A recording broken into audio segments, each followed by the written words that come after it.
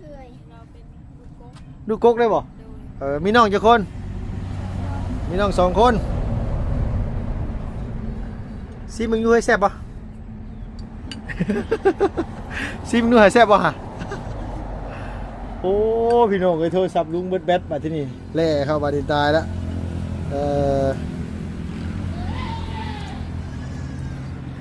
บ่ต้องอย่าอายกันนะเฮ้ยบ่ต้องอายกันนะตำรถตำมีแห้งรถ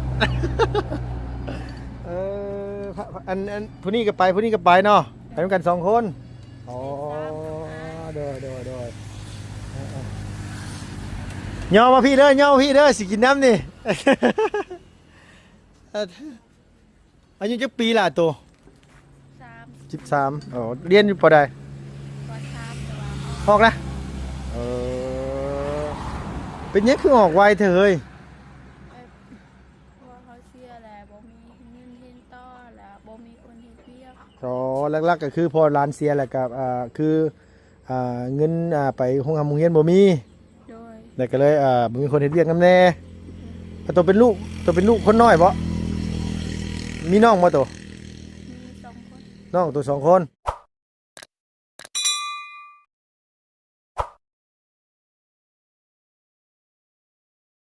เฮ็ดหยังล่ะบ่ได้กำลังเฮ็ดหยังอยู่เฮ้ยน่ะฮะตำบักแตงตำเองบ่จ้าเองกินเองบ่สวัสดีป้าลุงแน่กินว่าขนมนี่อ้าวโหก้อนละ 8,000 พุ่นเด้อเธอ หม้อยังซั่นน่ะน่ะหม้อหน่อไม้สวัสดีเด้อนางเด้อโดยเอากำลังตำแตงอยู่กินกับข้าวบ่แม่นบ่ปอคิวไหมคิวหนาแท้เฮือนนี่มีแต่คนคิวหนาตัวเป็นพี่น้องกันบ่นะ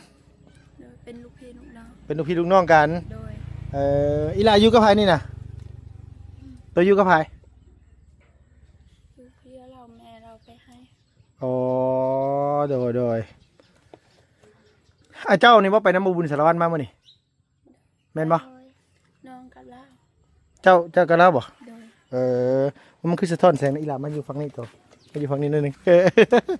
ตามโน้ตล่ะตามโน้ตกำลังตำแตงอยู่โอ้เฮ็ดกินเป็นเนี่ยเนาะเฮ้ยเนาะตัวเนาะน้อยเฮ็ดกินเป็นแหละจักปีเลยลูก8 ปีอยู่เฮียนปอใดอยู่ป.1อ่านได้ยังเขียนเป็นบ่ถามดูยังบ่เป็นตำใส่อย่างแน่เป็นนัวใส่อะไรใส่เป็นนัวใส่แล้ว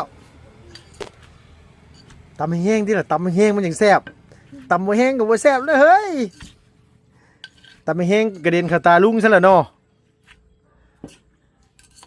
มาหาแต่มาจากเมืองนองเหมาะไปใช้ไปเมืองนองไปหาแม่น้องเราไปหาแม่เจ้าเองอ๋อคือแม่ตัวเป็นคนเมืองนองอ๋อแม่เจ้าเอาผัวอยู่พุ่นตอนนี้หลานอยู่กับไพศาลเนี่ยอยู่กับอ้ายเอื้อยแม่เฒ่าอยู่กับอ้ายกับเอื้อยกับแม่เฒ่าอ๋อพ่อได้สิละพ่อเสียแล้วโอ้แล้วบัดนี้เนี่ยพ่อตัวเสียแล้วแม่ตัวไปแต่งงานใหม่ไปเอาคนเอาผัวอยู่เมืองนองพุ่นอ๋อบัดที่นี่หลานก็เลยไปเยี่ยมแม่อยู่พุ่นไปแล้วบ่เห็นซับเพิ่นบ่อยู่หรือว่าไหนเราไปดำหน้าโดยแล้วเอาผัวเมืองนองอยู่บ้านไหนลูกอยู่บ้านแกงลินบ้านแกงลินทางเข้าไปอันก่อนชนเมืองนองเหรอเนาะ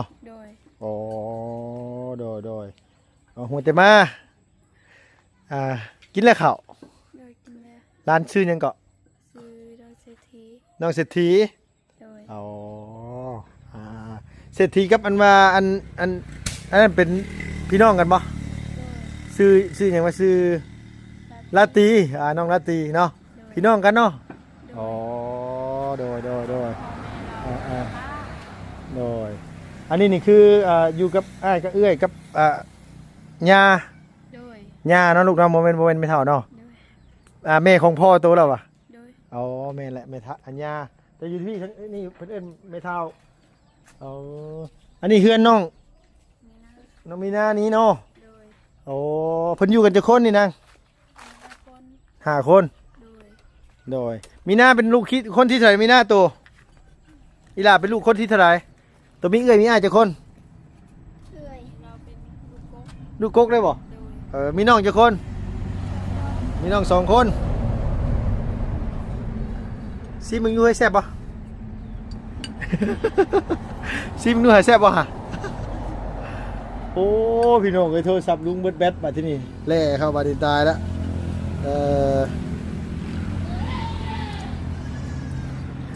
บ่ต้องอย่าอายกันนะเฮ้ยบ่ต้องอายกันนะตำรถตำอีแห้งรถ อันผู้นี้ก็ไปผู้นี้ก็ไปเนาะไปด้วยกัน2 คนอ๋อโดยย่อมาพี่เด้อย่อมาพี่เด้อสิกินน้ำนี่ อายุจักปีล่ะตัว 3 13อ๋อเรียนอยู่ปอใด ก็3แต่ว่า ออกนะเป็นยังคือออกไวเถอะเฮ้ย เพราะว่าเขาเสียแล้วบ่มีเงินเฮ็ดต่อแล้วบ่มีคนเฮ็ดเวียก อ๋อหลักๆก็คือพอร้านเสียแหละกับคือเงินไปโรงเรียนบ่มี โดย แล้วก็เลยบ่มีคนเฮ็ดเวียกนำแน่ตัวเป็นลูกคนน้อยบ่มีน้องบ่ตัว มี2 คน น้องตัว2 คน โดย น้องก็พอตัวนะ เจอแต่น้องบ่เฮ็ดเวียก อ๋อบ่อันมาพูดว่าอันตัวก็พออันแม่ตัวก็พอเก่าตัวนี้มีแต่เอื้อยกับอ้ายตัวแล้วก็โตนี่บ่แล้วมีน้องนำบ่ โดยมีน้อง มีน้องไหนแม่ตัวออกไปอยู่นำ โดย แม่ตัวออกไปอยู่นำกี่คน 2 อ๋อเอาไป2 คน โดย ให้ย่าเลี้ยงอยู่พี่3 คนเป็นบ่ แม่นอายเฮาเป็นลูกย่า อ๋ออ้ายคนละพี่นะ แม่นเป็นลูก บ่แม่นเป็นลูกพ่อโต โดยเป็นลูกผู้ที่เป็นบ้าอยู่ อ๋อลูกคนที่เพิ่นแล้วเป็นบ้านน่ะเนาะ โดย บ่แม่นพ่อแม่เดียวกันก็โต โดย เป็นพี่เป็นน้องลูกพี่ลูกน้องกัน โดย แต่อยู่น้ำกันเนาะก็เลยอันว่ามาอยู่น้ำกันเนาะเนาะอีหลาเฮ็ดเวียกหยังใส่ซุมื้อนี่ลูก บางเทื่อก็ไปเสียหญ้าบ่ได้ไปเสียหญ้าละหาหน่อไม้ อ๋อคันบ่ได้ไปสิหยังก็หาหน่อไม้อยู่เฮือนเนาะ โดย ไปหาหน่อไม้มากินในครอบครัวนี่แหละเนาะ โดย ลายก็ขาย เจ้าเขา เนาะอยู่กัน3 คน 4 คนเนาะตอนนี้เนาะ โดย เฮ็ดนาหรือเฮ็ดหยังลูกล่ะเฮ็ดนาหรือเฮ็ดสวน เฮ็ดให้ เฮ็ดให้ โดย เฮ็ดให้ข้าวนี่เนาะ โดย เฮ็ดให้ข้าว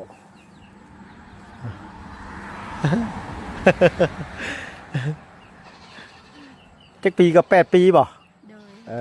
ย คิ้วแบบไม่ใช่คิ้วน่ะหนาแท้บ่คิ้วคือลกแท้คิ้วนี่แหมคิ้วหนาพี่น้องเอ้ยตาปักใหญ่เลยอยู่เรียนอยู่ป .1 บ่ โดย ยังเขียนบ่ได้บ่ลูกยังบ่ต้องย่านบ่ต้องย่าน บ่งาม บ่ต้องย่านกันบ่ต้องย่านกัน ย่านเพิ่นย่านเลยนะอันนี้ก็ลูกพี่ลูกน้องกันเนาะกับตัวเนาะ โดย โอ้โดยว่าไงคือเป็นในละแวกนี้เนี่ยคือเป็นพี่เป็นน้องกันเบิดเลยนั่นแหละเนาะคือมื้อนี้เนี่ยตัดสินใจว่าสิไปหาแม่ โดย ไปเยี่ยมแม่แต่ก็เลยไปแล้วบ่พ่อเพิ่นซ้ำ โดย อ๋อเพิ่นยันว่าสิท่าก็ยันเพิ่นกลับมาค่ำเนาะ โดย บ่ฮู้อีกว่าเพิ่นไปลำอยู่ไส โดย เพิ่นบ่ได้บอกบ่สปุอันนี้ บ่ มาไปลำหน้าไกลบ่หรือว่านี่แหละ ใกล้แต่ว่ามีคนฮู้หน้าก็สิไปหาแต่ว่าบ่มีคนฮู้หน้า อ๋อบ่มีคนฮู้หน้าอันว่าเพิ่นเราไปดำหัน โดย ก็เลยบ่ได้ไปเลยกลับมาซื้อ โดย มื้อใดสิไปใหม่อีกวันนี้ล่ะ โอ้คือกันติดต่อมา ขอถามให้ติดต่อมาก่อน โดย มีเฟซมีเบอร์เพิ่นอยู่บ่ บ่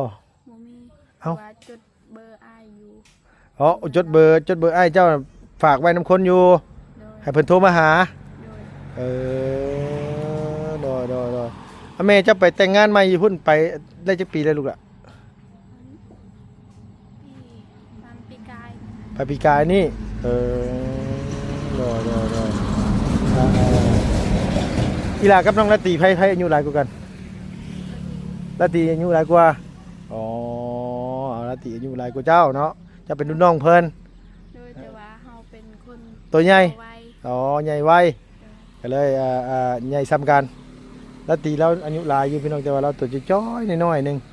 เราบ่ค่อยสบายเนาะนังเนาะ โดย พอดีว่าอันมาบุญสารวัตรเพิ่นมาส่งน้องก็เลยเดือดเล่นน้ำมันว่าน้องละตีพี่น้องเมื่อกี้นี่เพิ่นกำลังเฮ็ดหน้ำไม้ไปขายอยู่ว่างๆก็ไปซอยกันอยู่บ่เฮ้ย ชอบ ไปซอยอยู่เนาะ โดย อันนี้ได้สาเหตุหยังเป็นแน่ๆเจ้าน่ะฮะ เขาก็เป็น นึ่งข้าวเป็นบ่ลูก โดย แต่งกินนี่ได้เนาะ ได้แต่พาเวลาแม่เราไปให้เหลือเหล้าแต่งกิน คันเวลาแม่ไปให้ผู้นี้แต่งกิน โดย แกงอาบังเป็นบ่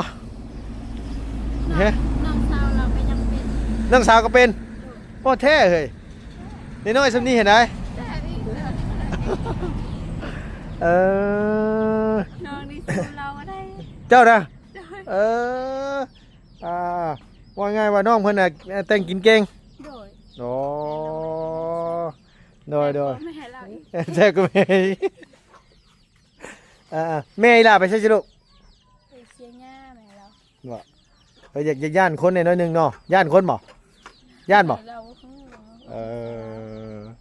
เรียนอยู่ไสเรียนอยู่นี่บ่ โดย ครูจักเอ้ยแต่งกิ่งอยู่บ่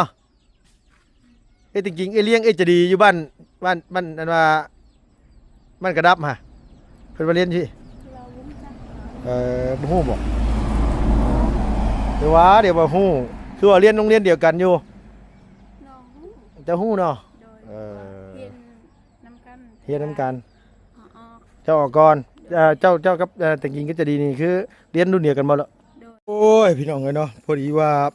ไปถ่ายอันว่าน้องอันว่าเศรษฐี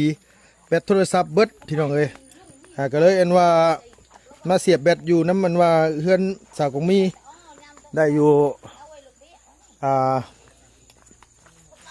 20% พี่น้องเนาะเพิ่นมาเบิ่งทั้งอ้ายดิวเพิ่นขุดอันว่าอันนี้อยู่ขุดคลองอยู่โอ้พอไก่เจ้าจะไปเหยียบพักได้นะ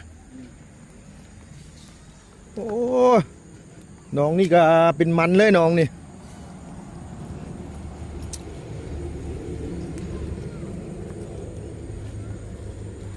ตอนเร็วหนึ่งไก่วะ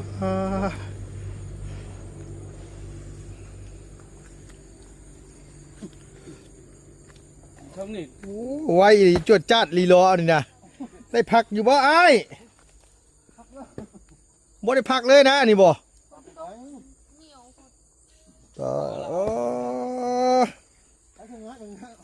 ไปเที่ยวเล็กเดี๋ยวหน่อยไปเนาะโดยเออโดย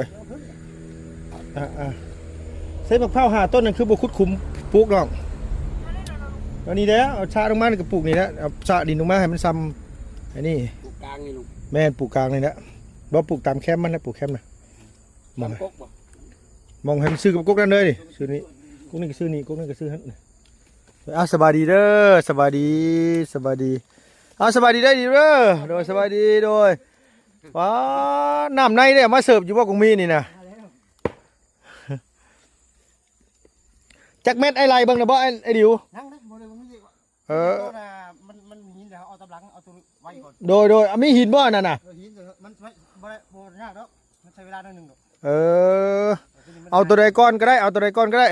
ตัวนี้มันไวก่อนแล้วตัว โดย มันสบาย ใช้ทออันสั้นๆนั่นที่เขาวัดเมื่อนั้นน่ะ นี่ตัดกัน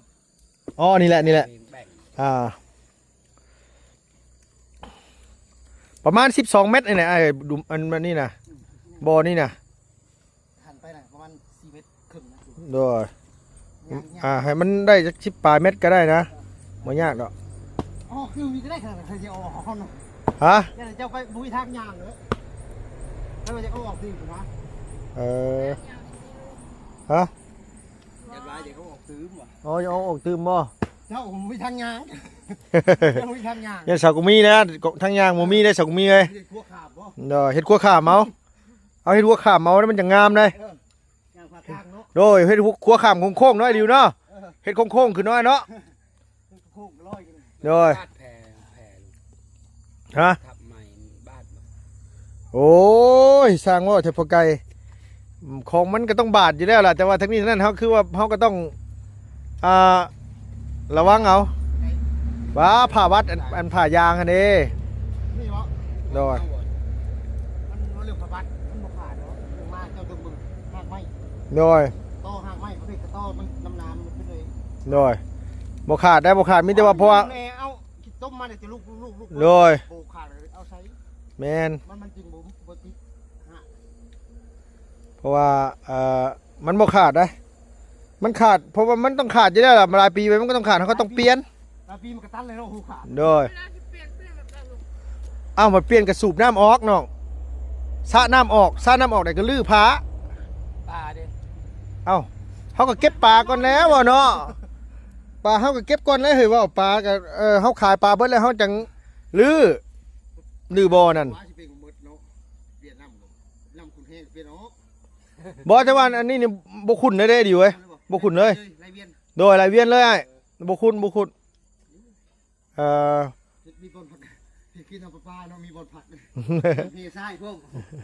ให้น้ำวนเวียน บ่อันนี้ดอกคือน้ำเพราะว่าสิเอาน้ำหม่องไหนนะสองมีอันที่จะว่าท่อน้ำอยู่หม่องไหนนะ ใกล้กงมังนาวล่ะลูก ใกล้กกนาวสิเจาะท่ออยู่ก็กกนาวหันขึ้นมาไว้พี่บ่เอาแล้วอยู่หันมันคนถอดออกถอดเข่าลูกโพดแล้วมันอันนี้ ตอนพิเศษเลยเนาะ โดยเจาะเอาไม้เลย เจาะเอาน้ำในหันเลยแบบว่าอยู่หันเลยถอดออกถอดเข้าถอดออกถอดเข้าอยู่มันน้ำมันบ่ไหลตลอดนะนี่ใครนี่ ปลามันสิตายมั้ย ฝนตกแน่พี่น้องไอ้ยช่วงนี้ก็ได้ มันก็เลยเฮ็ดซ่าแน่เนาะดิวเนาะ ถ้าบอกไปติดส่วน โดยมันติดชวน ไม่ได้ครึ่งหนึ่งไม่ได้ โดย มันบ่คือแบบว่าเฮาอันนี้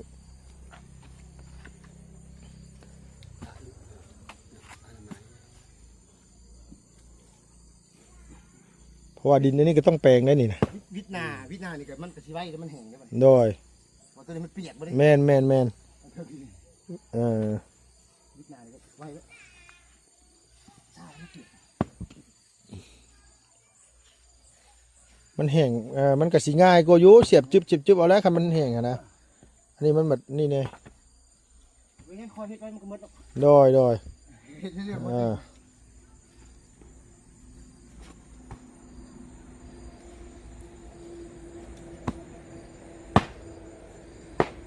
อันนั้นไปเฮ็ดอันมามื้อนั้นจักมื้ออันมาเฮ็ดอยู่อันเขาเจ้าจักแล้วอ้าย 2 มื้อ เอ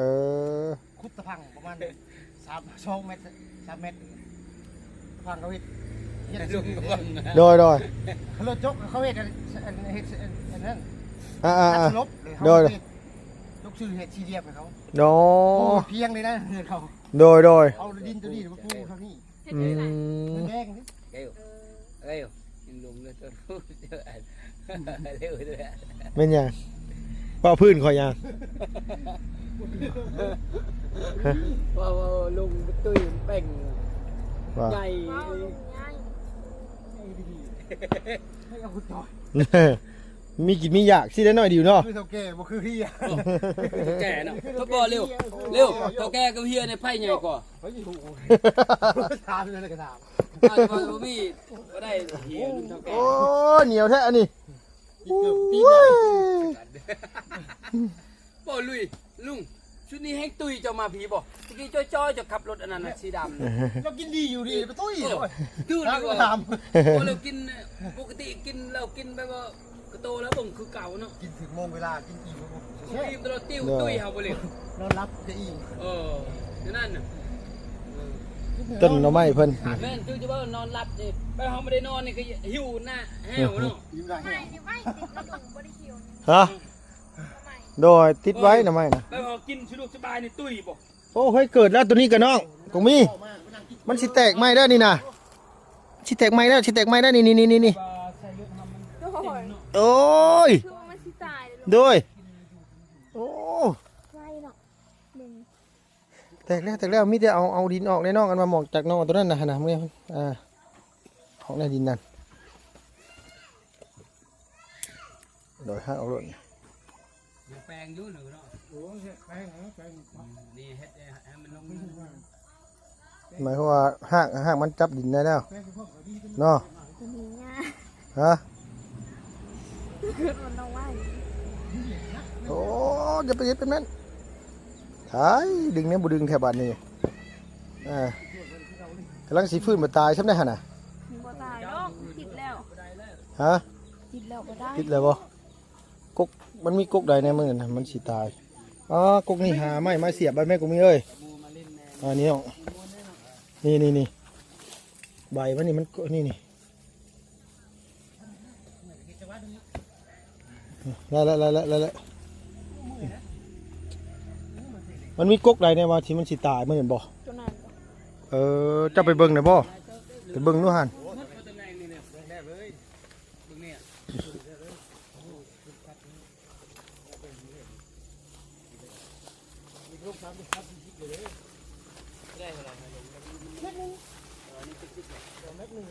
กลุ่มไม้มันแล้วลูก ฮะ บ่ตายแล้ว หักออกในอันว่านั่นน่ะโดยปงไม้เด้อบ่แตกบ่น้องเนาะบ่ตายเนาะ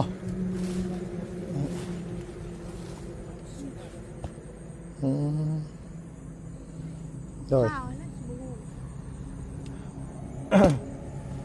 นกข้าวก็ติดเป็นหยังมันสิบ่ติดนกข้าวก็ได้พอละอย่าไปเฮ็ดมันขักงามแล้วเพียงเลยเนาะ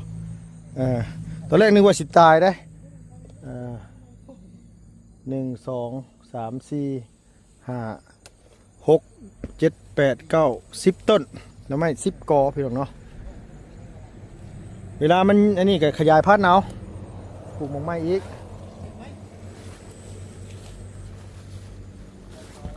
อย่างนี้พวก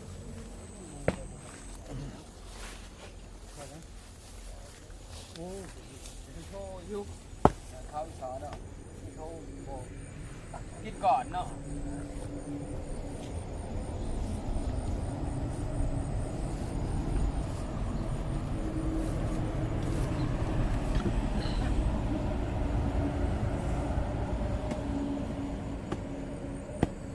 แข็งอยู่บ่ไอ้หลิวธรรมดาเนาะขุด เนาะ มาได้ส่วนค่ะ นี่คุดไปเลยคุดหนาหนึ่งเลยลงไปลงมาหนาหนึ่งเลยส่วนขึ้นเดี๋ยวกลับมาก็เอาอีกหนาหนึ่งได้เป็นหนาไปโดย หนาหนึ่งก็ส่วนหนึ่งลงเลยลงเท่าเส้นเลยอันนี้คือตัวนี้แหละตัวดินเหนียวทั้งหนา โดย ลูก มีแต่ว่าอันก็มี นาช่าง เจ้าอันว่ามีเวลาจะมาปรับไว้เด้อปรับแล้วเจ้าตัวปลูกข้าวไว้รถมันเหลือ5ก๊กมันบ่ได้ปลูกบ่ทันหมู่เด้จังน้อยใหญ่บ่ทันหมู่เด้มื้อนี้วันหยังมื้อนี้วันอังคารบ่มื้ออื่นมันพุธปลูกได้อยู่มื้ออื่นเอาโอเคเด้อเสนอเด้อเอาสบายดีเด้อบ่คู่สุคนโดยสิไปอันว่าหาน้องป๊อบก่อนเพิ่นฮอดขั้นตอนได้แล้วนะพี่น้องเอ้ยไปพี่น้องเอ้ยสำหรับคลิปนี้ก็มาเบิ่งอัปเดตเนาะบ่อป่าสาวกงมีนะพี่เนาะพอดีว่าเมื่อวานนี่ลุงมันว่า